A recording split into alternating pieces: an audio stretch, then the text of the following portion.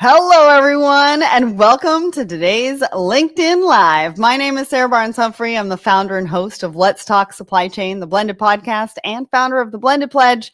And I've hosted a few lives over the last month, and I have been loving it. I hope that all of you have been loving it as well, because it's been a ton of really great content. I've been chatting with industry experts and learning so much. And I know that today will be absolutely no exception, because today I'm joined by Tatiana Ventura of RF Gen Software. They are on a mission to help businesses future-proof their supply chain through mobile data collection, really enabling them to be more efficient, but also importantly, more agile and strategic through real-time data visibility. So today we're going to be talking about resilience between constant economic shifts, tariff uncertainties, and evolving market demands. Supply chain leaders are facing unprecedented levels of volatility. And this environment has seen many businesses shift their focus from innovation to resilience. But in an ever-changing industry that demands agility, how should businesses be thinking about resilience and finding the balance between reactive and proactive decision-making? So before we dive in, remember that if you have any questions throughout the show, use the comments on social to send us those questions, and also to send us fire emojis, letting us know how much you are enjoying the conversation today. We also want to know where you're tuning in from, so make sure to put that in the comments as well. And so we're going to be diving into all of that today. Tatiana and I are going to explore what supply chain resilience actually means and why it's so important, the disruptions currently keeping us on our toes, and the 4 strategic priorities coming out of those, and the key steps to start building a more agile and resilient supply chain. So welcome, Tatiana. Now, before we get started, can you introduce yourself and a little bit about RF Gen Software? Of course. Hi, everybody. Thanks for being here today. My name is Tatiana Ventura. I am a business and digital transformation leader. For the last 15 years, I have been helping various businesses and enterprises undergo business transformation by implementing new technologies in their operations. And currently, I am a director of customer success at RF Gen Software, where we are on a mission to help supply chain leaders future-proof and reinvent their warehouse and manufacturing operations and make them resilient, agile, and the supply chain of the future. Yes, I love that. Future-proof the supply chain. I was just talking to somebody about autonomous supply chains could be the future, but I really think that the focus on resilience is. And you were recently on an episode of Thoughts and Coffee, and we talked a little bit about this, but we're going to dive a lot deeper into that today. So let's set the scene, because I think resilience is a bit of a buzzword. So I want to make sure that we're all on the same page as to what that word resilience actually means. So what does supply chain resilience really mean, Tatiana? So really, in a nutshell, it is your company's ability to withstand, adapt, and recover from disruptions so that you can continuously meet your customers' demands and ensure target performance. Like that's in a nutshell, right? Yeah. Very basic, survive disruption, continue to serve. I love that. And we're all going through a lot of disruption right now. What about on a wider industry level? I know that's kind of at the business level. Is there a definition for that? I would say on a wider level, we're really looking at interconnected businesses and systems all working together through global disruptions, because you think about global supply chain, any supply chain at this point is interconnected and global. And so it is the ability of multiple global businesses, partners, to work together through pandemics or geopolitical events, tsunamis, you name it, right? To continue to deliver on the customer promise. Yeah, it's so interesting. I've been saying for years, collaboration is the future of business. And now you're sort of saying it's the foundation of resilience, I think, right? You have to work together, right? Yeah. Yeah. Well, together. Well, and I don't think the idea of a resilient supply chain is new, though, right? So talk to us about that, because I feel like we've been using this word for a while. It is kind of a buzzword these days, you're right, but the idea is not new at all. I think it was the late 90s, really, when you started getting the first academic research around resilient supply chain.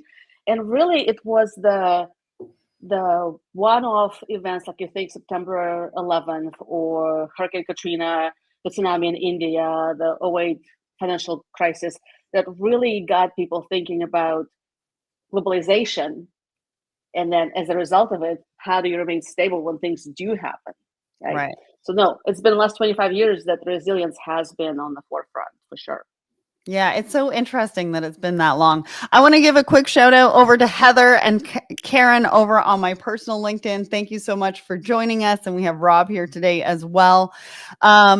So why do you think that there is, since we've been talking about it for so long, why do you think there's a renewed focus now on resilient supply chains again? I mean, obviously, we've gone through a lot of disruptions over the last couple of years, and maybe it's kind of put the spotlight back on it.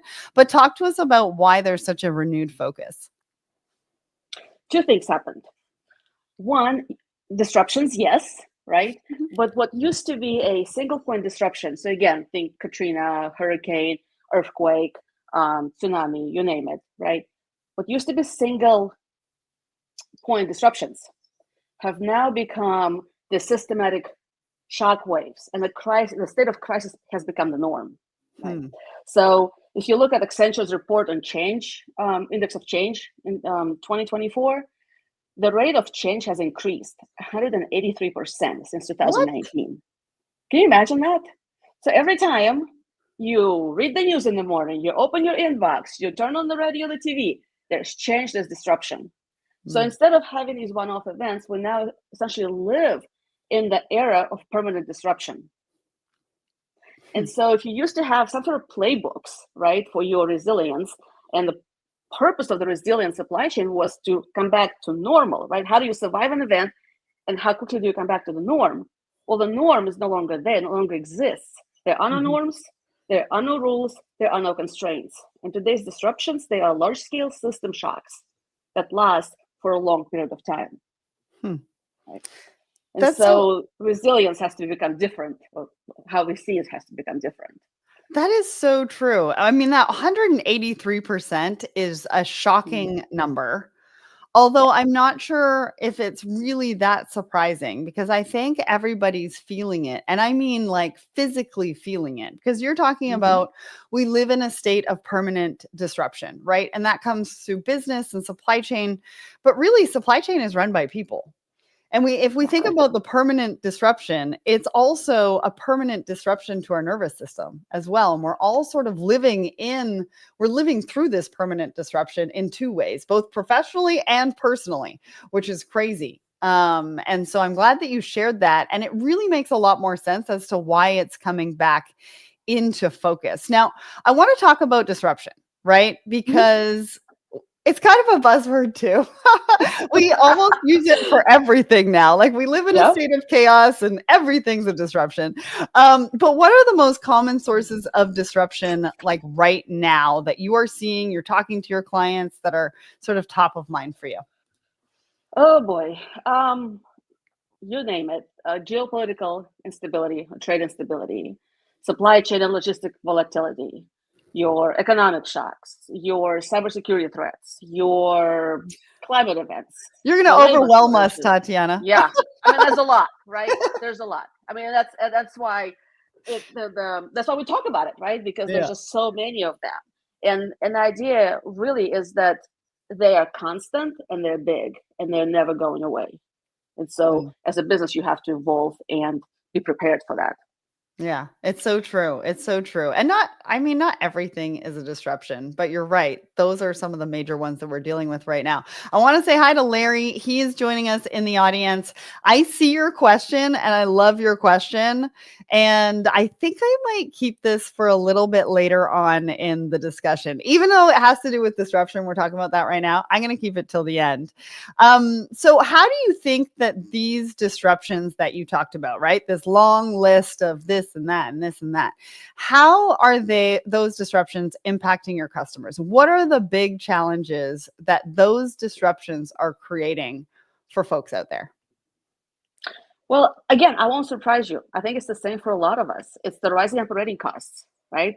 When you're with supply chain, right? So when your raw materials costs escalating, when your shipping costs are escalating, your labor costs are escalating, guess what? You're still under pressure to maintain profitability, right? Yeah. But you still have increasing overhead costs.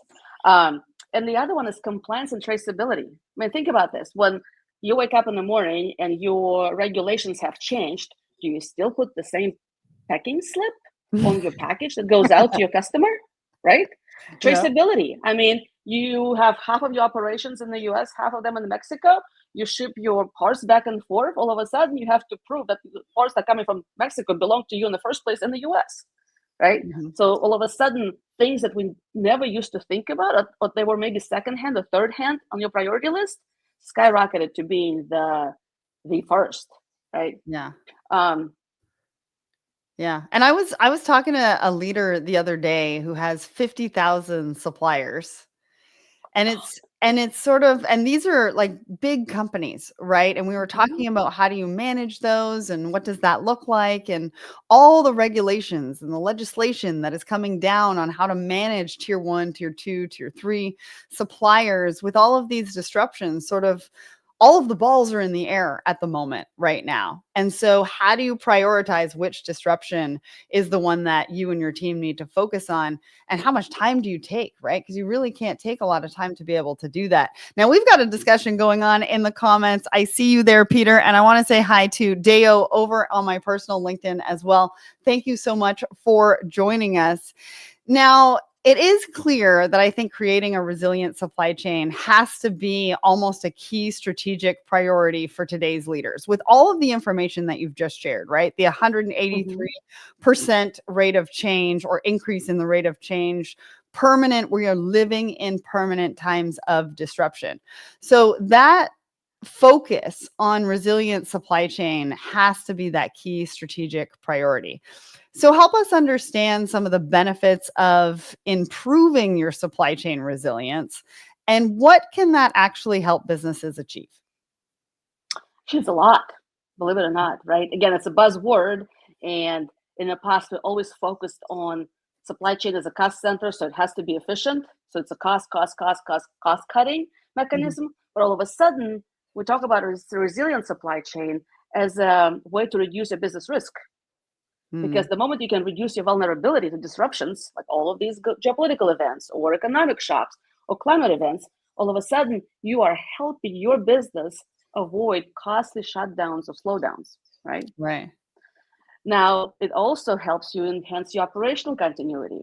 If your operations keep on running smoothly despite the chaos all around you, you're able to maintain your customer service levels, you're protecting your reputation, you're maintaining your customer satisfaction, and then that allows you to remain competitive, right, in today's market. Because guess what? The knee-jerk reaction of every business when the tariffs first hit was, let's raise our prices, let's pass the cost on to the consumer. So in the raising pricing landscape, what can you do to maintain your customers, right? It's through your Mhm. relationship and their trust in you, right? Right. Um, so it's become paramount essentially, and then obviously improve compliance and risk management, right? Yes. So it has become an operational necessity. Well, and I also think what you're saying is it really touches all parts of the business, right? We've been saying for a long time supply chain touches all parts of the business, and we need a Yeah. lot more collaboration internally. Hmm. But really, at the end of the day, if we're thinking about making our supply chains more resilient, we are going to need buy in, and we are going to need support from a lot of the different departments internally to be able to help us really create success within that resilience, would you say? Oh, 100%. I think you really hit the nail on the head there, because like one of the key takeaways I want to make sure the audience takes with them at the end is really it's about opening a really uncomfortable conversation, a strategic conversation with your business leaders, right? Because Mhm. like I said, for the longest time, supply chain was about efficiency. Your job was to stay competitive and manage costs, right? And all of a sudden, we added resilience to the mix. And they say, no, your job is also to absorb and adapt to constant disruption. Great. And then we added sustainability to it. Hey, supply chain, you now also have to meet growing regulatory expectations. Well, the problem with this is that all of those three pillars don't always play nicely with each other, right? Mm-hmm. For example, you have to think of trade-offs. And this is the conversation we never have. Mm-hmm. Because if we think about resilience, we say, okay, well, let's do nearshoring. Let's move all of our manufacturing closer to where we are. That improves resilience, right? That Mm-hmm. lowers emissions. Great. But guess what? That increases the cost and may disadvantage the global south. Mm-hmm. Now we may say, hey, let's hold higher inventories, right? Just in case. I mean, I think when first the wave of tariffs hit, everybody went and stocked up on the parts and supplies, right? Everybody, because that strengthens your resilience. But guess what?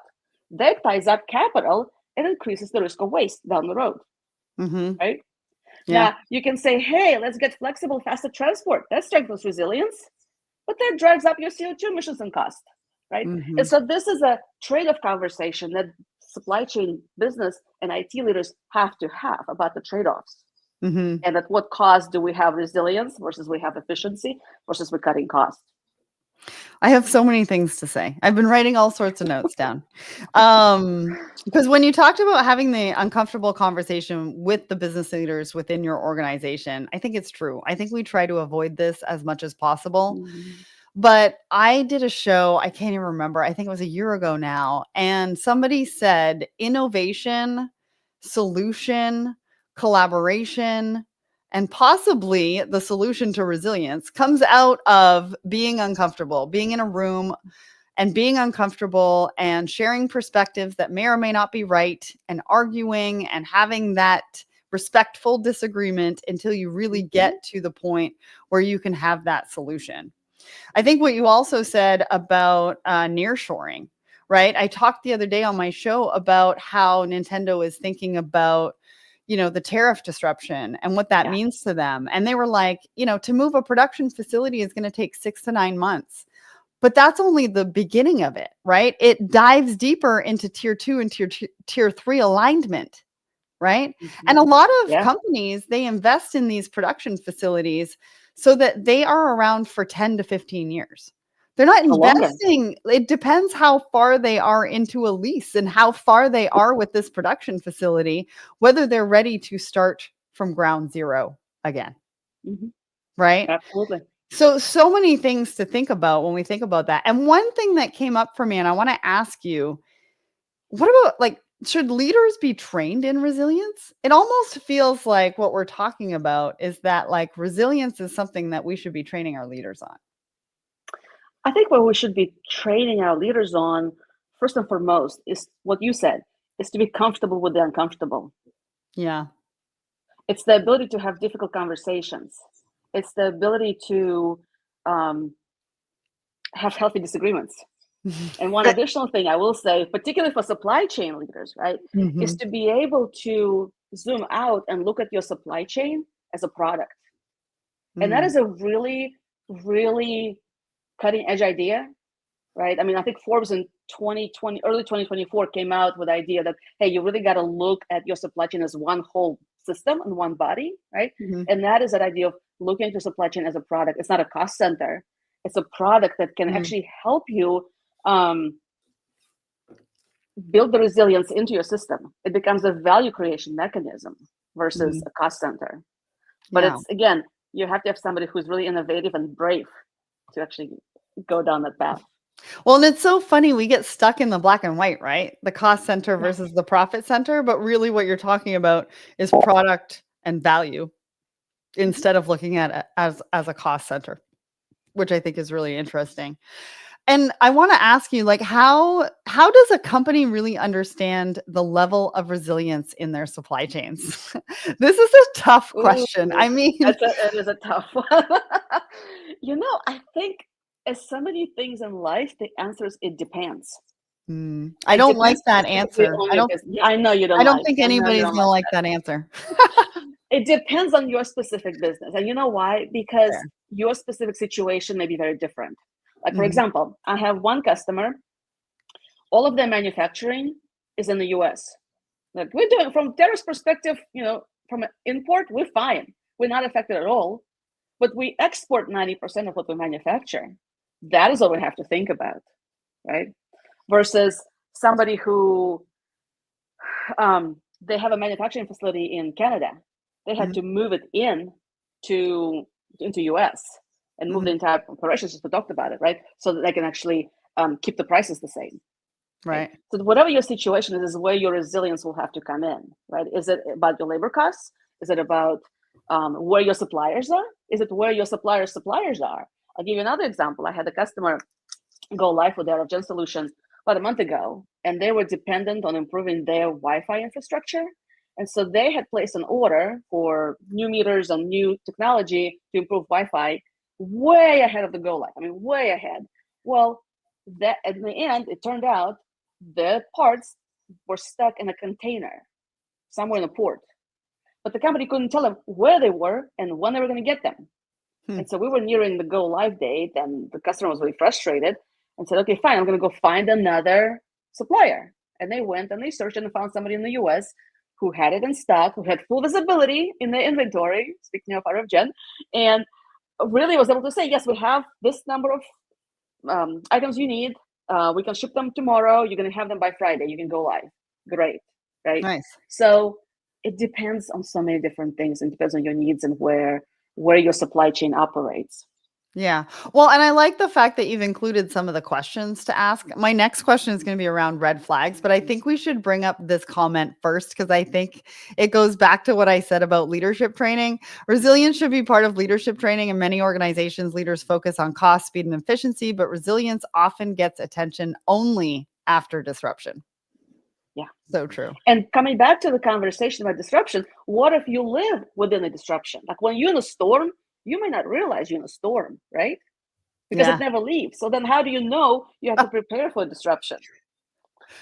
That is so true. We can't really prepare when we're in a perpetual state of disruption. Exactly. And the other part that's really important about disruptions, we were talking about this earlier, is that in the past, when you were preparing for disruptions, you kind of knew what to expect, right? You could prepare for them. For example, you knew that in Southeast Asia, for example, in summer you get typhoons. So as a manufacturer, you knew to prepare for that. That's going to happen. You plan for it. The disruptions we have today are known. And so you can't prepare for them. You just have to be able to be prepared to adapt and move and, adjust, essentially. That's the only thing you can be ready for. Yeah. Since we went back to disruptions, I am going to ask Larry's question because I think this is a good part for this. So Larry says, how do you handle the metrics around the prevention of disruption? So he says, for example, if you make the supply chain more resilient, that means nothing happened. And if nothing happens, people don't see the brilliance of the professionals behind the resilience. Oh, that's so true, right? It's like, it reminds me so much about digital transformation. It's the grind. It's the toughest work on the planet, right? Like think about supply chain, implementing mobile data collection, you name it. No one sees the work. They just see when everything works smoothly. Like, okay, this was piece of cake, right? And then you can count the gray hair in my head about what it took to get there, right? Do you have any? I don't see them. Anyways, sorry. Good, good life here. To be honest, Larry, I think you can start with metrics around what ifs. Yeah. If, let's say, for example, if Wi-Fi outage happened, even as an example, right? In your warehouse today, or in your manufacturing site today, what would be the cost of that event? Right? If your supplier all of a sudden raised costs on you, what would be the cost of that? Right? It's the calculating the metrics around the what ifs that will help you build that case around not the cost, but rather the benefit of building a resilient supply chain.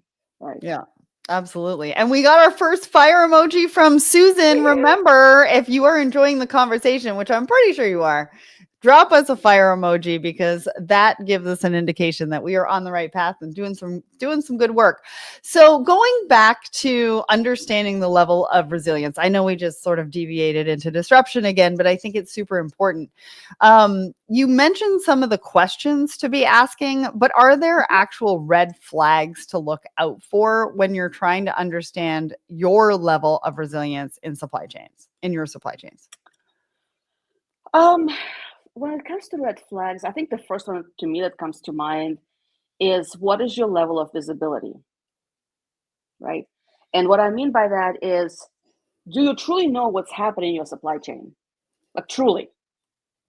And some of it may be really obvious, right? So first of all, as I mentioned before, look at the whole system. Look from the moment you get your raw materials down to the moment the customer gets the order delivered, right? The entire system. And with a fine-tooth comb, look and see, do you really know what's happening at this moment in time in this process, right? And it might be obvious, hey, I know what's happening in the receiving, I know what's happening on the shipping, but it is a black box the moment parts are picked for work order completion. No one knows. Okay, that's a problem, right? Versus you might have some opportunity that's kind of hidden. Let's say it's your cycle count. You do your inventory once a year. I'm assuming you're using mobile data collection and scanners, so it's 99% accurate. Great. Only we're now in July, 7 months later. Is it still 99%? Do you know that you actually have the stuff you think you have? Right. And so some of the customers, what we're starting to see is they actually move from once a year inventory and cycle count to actually 12 times a year inventory and cycle count.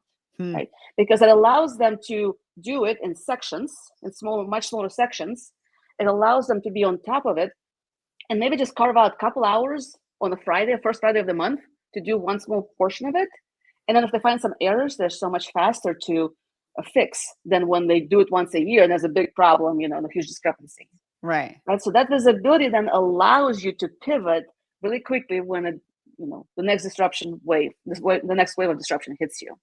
Well, and I think look at visibility. If you can take inventory count down from, I don't know, did it used to take a week? I'm not really sure because I've never done it, but it takes people a long time. That's why they were like, we only want to do this once a year. But if you can take that down to a couple of hours with the tools and the systems and everything that's out there, I mean, sure. I think then people will, definitely want to do it, once a month to gain that data and that knowledge and that visibility. I had a customer do the inventory last December for the first time using RFGen, and the CEO later came back to me and said this was the fastest, most efficient inventory count we've ever done in our life. My job here is done. I love that. Are there any, if we think about understanding the level of resilience in supply chains, are there defined markers of success? Now, this kind of goes back to Larry's question, although his was focused on disruption. This one is focused on resilience and markers of success. Like, how do we win at this? How do we show C-suite and the leaders in the organization that we have won at resilience? I don't think there's winning and resilience because it's not a race that you can win, honestly. Right? Okay. It's not a sprint, it's a marathon. Yeah, and you run it for as long as you're in the business. What you can do, however, is first start with metrics of what ifs, right? Second, you can really start to focus on bringing resilience into your everyday operations to increase both profitability and adaptability. So you can demonstrate, for example, hey, we did not lose this customer, my plant that moved from Canada to the US. Yeah. Hey, we were able to retain this customer and not lose this huge order of cookies. It's a food manufacturer. Because we have digital mobile data collection. We have 100% digital processes. It's a cookie cutter. We just moved it to a different building in the US, just across the border. They were operational within 3 days, scanning and processing and baking the cookies. And we didn't lose the order, right? So it's the avoidance of cost, right? Avoidance of loss. That is what the C-suite wants to see, right? Right. It is business continuity that they want to see. Yeah. It is the customer experience and customer satisfaction that they want to see.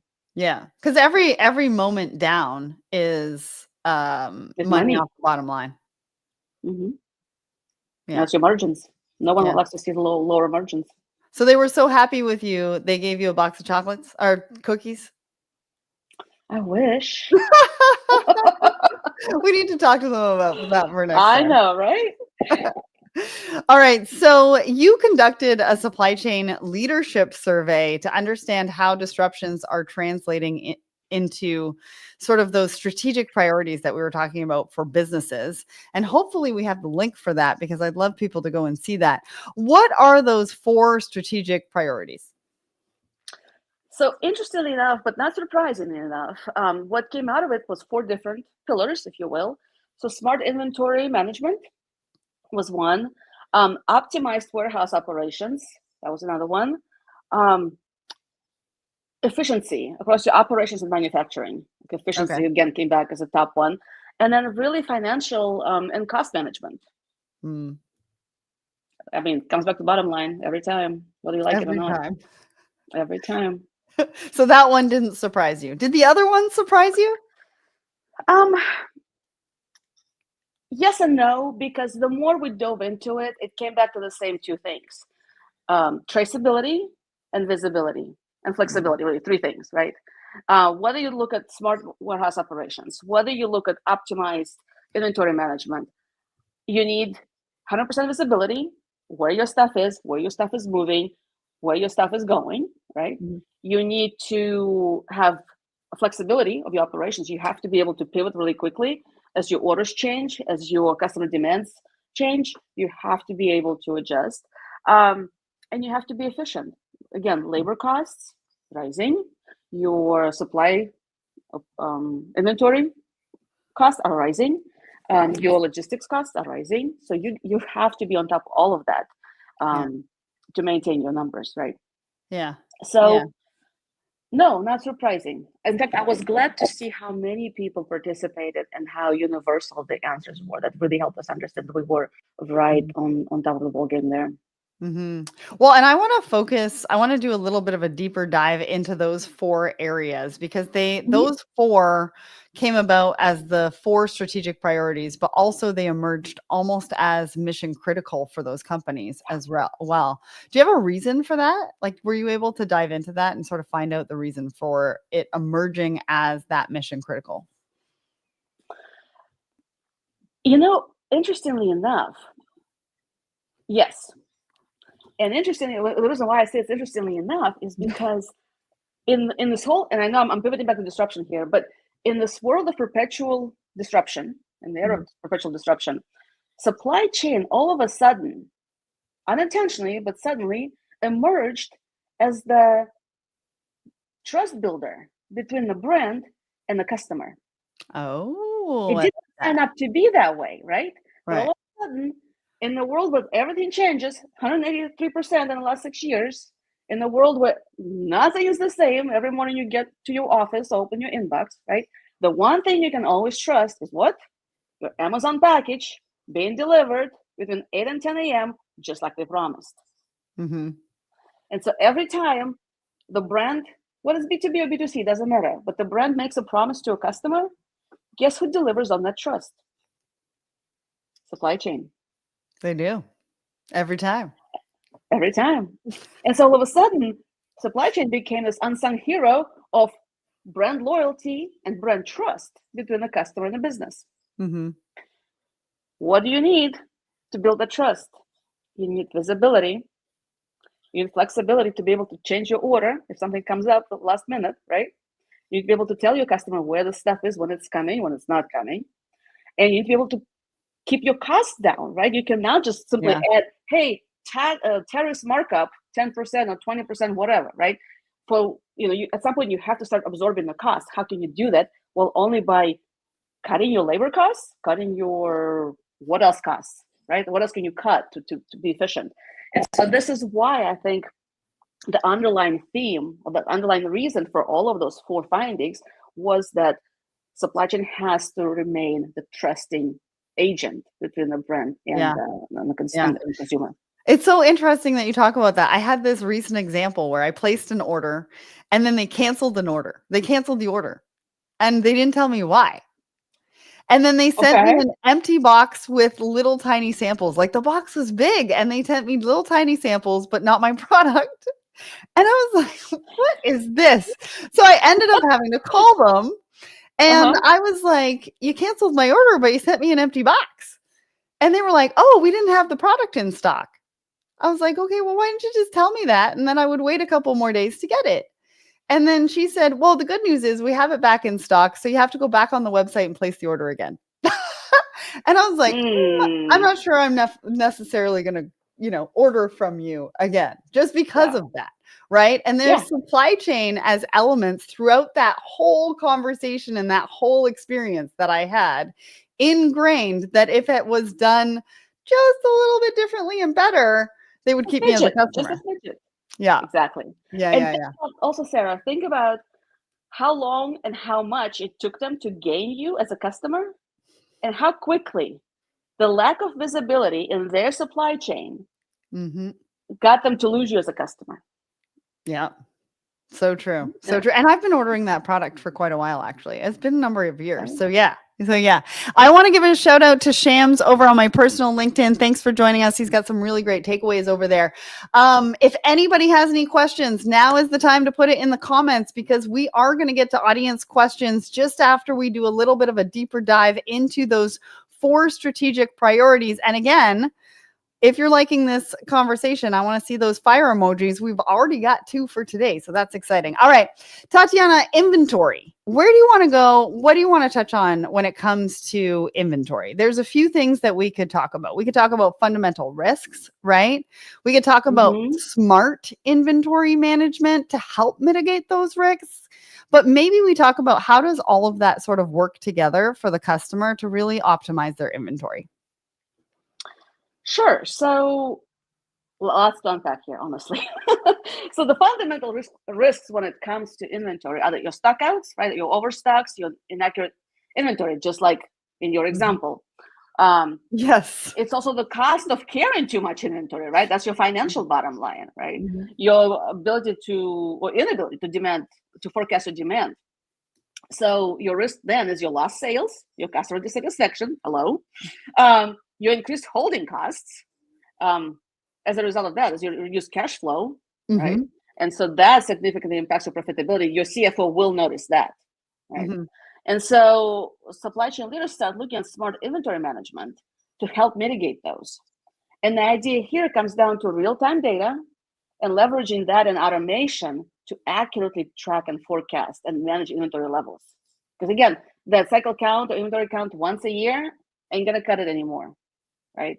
You need to be able having inventory level at 80% is not good enough. I had one customer, they went live about 6 months ago. When they started first, the inventory, guess what was the inventory accuracy when they were all punching stuff into their systems throughout the warehouse? Oh, I don't know. 34%. You're close. It was 30%. Wow. Right? That's bad. That's really bad. Yeah. Do you know where they ended up once they mobilized everything and gave people scanners and said, just scan everything, don't punch anything in? No. 97%. Wow, that's a big jump. That was a big jump. 67. I took a double take. I actually had I heard you right when we talked. This is what I heard. Their goal was 95, so we got them to 97. Industry standard is 99, so they were still 2% below the industry standard and our promise, but they were moving facilities, so they owned the fact that there was some flex in their numbers. But it's you've got to get that accuracy together so you can deliver to the customer, right? Well, so you can optimize your stock levels. Well, and I think about another risk, and I'm going to use another example. So I bought a pair of pants from Boss. And it's also the risk of inventory going out and not being returned quick enough. And so with them, they told me that it was going to be 8 weeks to get a return label. So that capital intensive product sat on my floor for actually almost 12 weeks because they didn't get me a return label for, I think it was 10 weeks or something like that. And then obviously then I had to ship it back. And so I think another risk in all of that when we think about inventory is returns, because if something's going out and you can't get it back into inventory fast enough, that capital is just sitting there. Well, and the thing about it, let's say Walmart, you can absorb that, right? But if you are, let's say, a small business, a small to medium-sized business, that capital is huge for you, right? There's no absorbing that. No. No, absolutely. All right. Let's move on to warehouse operations because I know we want to get into audience questions. You've talked about visibility, Mhm. but maybe we should talk about how digitizing and mobilizing warehouse transactions, like the ones we're kind of talking about right now, Yeah. but with RFGen, how do you make that happen? How does it translate into results? How does it help your customer be a responsive warehouse? Do you know what is the number one waste of time in a warehouse? I'm supposed to be asking the questions here. What is happening? I'm just kidding. I have no Well, idea. it's as basic as walking, Wow. literally walking. Okay. That is number one biggest waste of time in a warehouse because guess what? You pick up your purchase order. You go find the item. It might be on the other end. Then you have to go to a printer to print the packing slip. Then you Right. have to go over there to get your label. Then you got to go over there to get your box. Guess what? You just spent an hour literally packing and shipping one order, Mhm. right? So when you have your data digitally in your ERP, when your systems know where your stuff is, you can actually lay out the workflows based on where stuff is. So as you're moving through the warehouse with let's say it's 100 items order with a cart, you can actually pick it all really quickly as you're going, right? And then you end up in one place. But if you don't know where you go, that's Yeah. your biggest waste of time in the warehouse, right? It's just simple walking, right? Wow.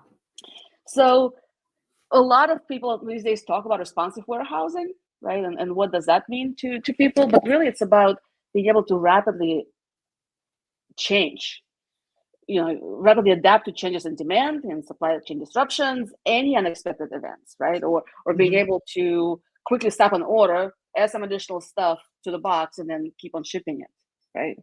Yeah. Um, Now you ask me a question. Well, I think we've focused a lot on warehousing, and I think one of the other four is manufacturing. So I want to change Mhm. course on this conversation just a little bit. And sort of focus on manufacturing, but also how mobile data solutions can help with manufacturing. So, what's the challenge in manufacturing, and why did it come up as one of those key strategic priorities? And then, what is the solution around mobile data solutions? So manufacturing in general, or the risks around manufacturing have been coming up a lot lately. Like Delta just came out with a study, and they said that um, in manufacturing specifically, supply chain risk is the number one priority right now that they're having to look at, Wow. right? And that's specifically for manufacturing. So a lot of it, a lot of the risks and challenges, they include, again, lack of shop floor visibility into Hmm. production status. Do you know you're making a giant machine for your buyer? Do you know where you are with that? They call you and say, hey, how soon am I going to get it? Do you know? Can you answer that question? When the machine is down and you're losing valuable, labor costs, delivery costs, operational Right. costs, when's that going to come out back, right? Right. Your really delayed identification of your bottlenecks, Hmm. right? If you cannot resolve it quickly, your whole operation stops, right? Your blind spots, all of Hmm. that leads to slower problem resolution and really significant operational delays. Right. And so, where mobile data solution like RFGen, they really offer real-time insights directly to the shop floor Mhm. because they capture production data, machine statuses, operational KPIs, and they give you what immediate visibility, right, into those. Mm. They can pinpoint your issues that allows you then to streamline your process and hence enhance your productivity. Well, and you can answer people like that rather than having to, oh, I'll call you back because I need to find out. And I'm not entirely sure. There could be some walking involved because you might have to go out on the shop floor and figure Yeah. out where everything is and then go and call somebody back. So that I can see can result in a lot of time back efficiency on top of the Mhm. visibility that you just spoke about, right? Yep. Absolutely. All right, let's go to the last one, which is cost. Now, I know cost is kind of top of mind for everybody, right? Everybody. Like tariffs are Everybody. a big problem. What are the other big financial impacts for businesses right now? And then also talk to me about the solution around mobile data collection that can help with that. Sure. So something that I brought up multiple times already. So the rising labor costs, right? Mm-hmm. Yep. That's on everyone's mind. Um, your inventory holding costs, your transportation expenses, um, production downtime or stockouts. I mean, all of those are impacting your profit margins, right? Or your operational budget, whatever it is. So we here at RFGen, one of the things that we see as the biggest success is the labor costs, reducing labor costs. Mm-hmm. And it is not necessarily about replacing your workforce with machines, but it is really about freeing up your highest value resource to do the highest value work. Right. Let's talk about cycle count. If it took you 3 weeks before or 10 days or whatever it was based on your facility size, what if it takes you now 2 days? What can your people do now with the 3 extra days of time? What do you want them In to be fact, doing? exactly, right? Now all of a sudden, ooh, it's got Christmas here. My people can do more. In fact, I was in a warehouse on Tuesday, and great warehouse, can't complain. They have lots of empty shelves. I mean, like racks and racks that are empty, and all of their stuff is sitting on the floor. I asked a question like, hello. And I'm like, well, we don't have the time to put it up. And I was there to really, as consultants, we come out and would meet with our customers to understand their solution and help them see the blind spots and understand how we can optimize the solution even further. Mm-hmm. And so we sat down, we looked at the entire pick, pack, ship process and realized if we enhance this little process here and this little process here, and we took away this walking part right here to the printer and back, then collectively across all the employees, we could probably free up about 8 hours a week. What did they say to So that? now they're like, let's go. Where do you want me to sign? Because all of a sudden, what happened to the warehouse managers, what he saw was all of the inventory is not on the floor anymore. It's on the shelves.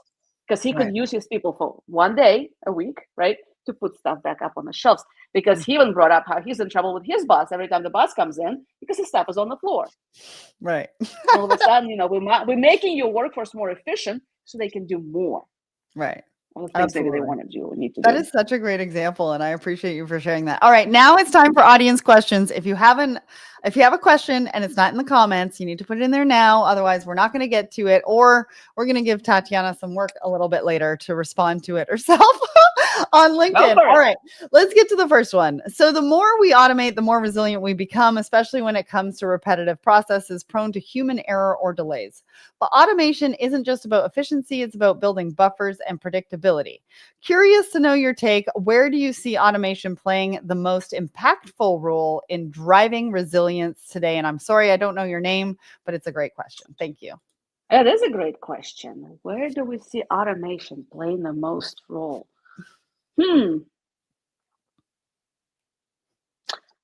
I think it's going to be driving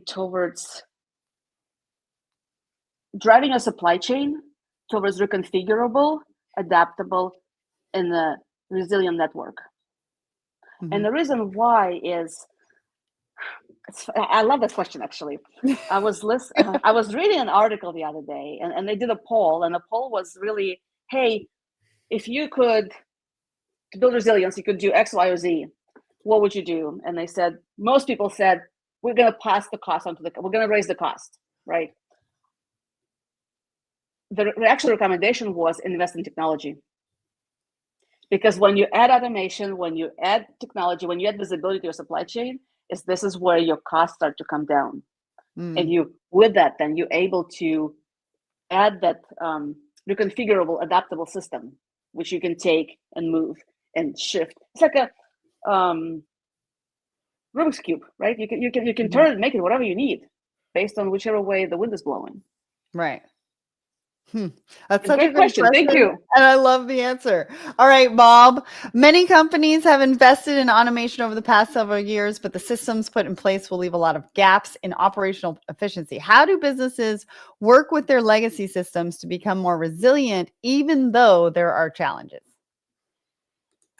Ooh, another tough one. I would say twofold here, right? as IT department, I'm assuming it's IT department that invested in this legacy technology. Mhm. I think the first order of business would be to look and see how viable that solution will be 5 years from now. Really take a hard look at, will this company still be around, or is it going to be absorbed by one of the big guys and you're going to have to switch to something else? Or will they go out of business, right? It's like, really do your homework, future-proof yourself ahead of time, right? If you're confident that they're going to be around and all you need to do is just look at those bottlenecks or look at those small inefficiencies, is do a really, again, coming back to the analysis of end to end, right? Look at your supply chain as one system, one thing, one product. Look and see where are those deficiencies, right? Or maybe inefficiencies are, but look at them from the lens of visibility or flexibility and address those first, because that's what's going to get you closer to resilience, adaptability, and viability. That's so good. All right, one more audience question, and then I've got a couple more questions for you. Companies are starting to budget for 2026, and investing in systems that help them be more resilient is a big topic. How are companies getting buy-in from leadership to make these investments? How does it positively impact the bottom line? Thank you, Colleen. Oh, 2026 is upon us, and here we are in July. Okay, I I know. think a lot of it comes down to education, right? So you're here listening to this webinar. A lot of, and I'm hoping there's a lot of good nuggets here for you. I think your takeaway is educate your bosses and their bosses that the risk is here to stay. Accept it as the norm, right? Mhm. Not doing anything about it and waiting for things to get back to the normal is not an option anymore. And so now is the time to really start looking at your supply chain as value creation capability and value creation opportunity, and really, really look at digital technology as a transforming power, I guess, towards your resilient supply chain, towards your viability and adaptability, right? Mhm. So really think about, again, coming back to the Larry's question about what the cost of not having a problem, or what's the cost of having a problem versus not having a problem, right? Right. Actually, I'll do a shameless plug for us, but we here at Gen have a ROI calculation tool where you can plug in your numbers and actually help calculate what's your return would be on digitizing some of your processes. So again, as consultants, we're here to step in and help you. If you want to ping me on LinkedIn, happy to share the link to the calculator with you. Maybe you'll get some nuggets of information there that you can take to your boss as well. Well, and Thanks, Colleen. I also think that leadership has to get in tune with what the positive impact looks like. Yeah. Is it dollars? Is it time? Is it efficiency? Like, what is it that you're trying to solve for that positive impact on the bottom line? Because that's when you're really going to get the solutions and answers that you want. And that comes back to that conversation I mentioned. You have to have the difficult conversation, right? Are we after resilience? Are we after efficiency? Are we after sustainability? What's the North Star metric? And then how do we deliver on that? Yeah. So do you have any fundamental steps that you can share with us for businesses that are looking to build more agile and resilient supply chains? What does that look like? We want to leave the audience with some takeaways and something that they can take action on. Ooh, I think fundamentally start looking at your supply chain as a product, right? And it's a mind shift change, but start bringing that more in your conversations with your supply chain leadership. Think about it as an agile product, and as any agile product, you tweak, you reiterate, you change, you test again, you tweak until it works, right? Follow the good, better, best approach, right? So with a lot of our customers, when we deploy our Gen first, like it's V1 essentially, we're just digitizing a handful of solutions. Go release it in the wild, then I come back and say, okay, here's how to fine tune. We need to fine tune a little bit, right? Great. Now let's go to the next level, right? It's a continuous reiteration. It's a continuous improvement, because it's a system. It's almost like a living organism that shifts and evolves and changes with each disruption, right? So you have to manage it the same way, and then focus on visibility, traceability, and flexibility. So if you do nothing else, right? If you focus on those three, or at least one of those three, you're going to be way ahead of the game, against so many other competitors in your field. Yeah. So visibility, traceability, flexibility. That's what you Yeah. want to do. And everybody's looking for that competitive advantage. I want to give a shout out over to Laura. I see your comment in there and your question. I'll get Tatiana to get back to you after we are finished with today's show. Question for you. Last question. How can businesses transform disruption into opportunity? I mean, isn't that why we're here today? Absolutely. Because you know what? With every disruption comes an opportunity, right? It's really how you look at it. Mm. You have to, and it comes back to training and leadership. Are you looking at the glass half full? Are you looking at the glass half empty? Are you looking at the glass that's refillable? And the glass is refillable. Mm-hmm. If you look at the Fortune 500 company stats, 50% of them, the companies that were around in the Fortune 500 in 2000, half of them no longer exist today. But we also have a whole new bunch of companies that are there. So it is that ability to reinvent yourself by looking at tools, by looking at technology. I'm not even going to bring AI. We can have a whole other conversation around AI here, but invest in technology and really looking at thinking about the possibilities of something you haven't thought about yet. Be creative. And that's how you can turn the disruption into an opportunity. And have uncomfortable conversations with your business leaders. Sit in the uncomfortable so the innovation comes. Absolutely. All right. Well, I want to say that comes to the end of today's discussion. We've all heard the word resilience, but I really think that businesses struggle to understand what it means to them, how to translate it into action within their own businesses. So really to hear you talk about this, Tatiana, and about how real-time data, mobile inventory tools, strategic thinking, getting uncomfortable, and all the different insights that you shared today was so great. I mean, it's been such an insightful conversation. We have some comments in there thanking us for the conversation. So we've definitely left the professionals who joined us today leaving with a lot of actionable takeaways. If you'd like to find out more on how you can future-proof your operations with supply chain resilience, check them out, rfgen.com. Thank you all for listening, watching, and commenting. Tatiana, thank you so much for joining us today, and I hope we have left you with plenty of ideas and inspiration for your own resilience strategy. See you again soon. Thanks, everybody. Thank you, Tatiana. Thank you all. Bye.